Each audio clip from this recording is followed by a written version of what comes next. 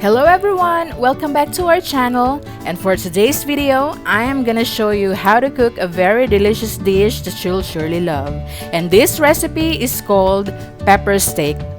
Pepper steak is a stir-fried Chinese American dish consisting of sliced beef steak cooked with sliced green and red bell peppers and other seasonings such as soy sauce or oyster sauce, and usually thickened with cornstarch. Sliced onions, sweet peas, and bean sprouts are also frequent additions to this recipe. So what are we waiting for? Let's start cooking!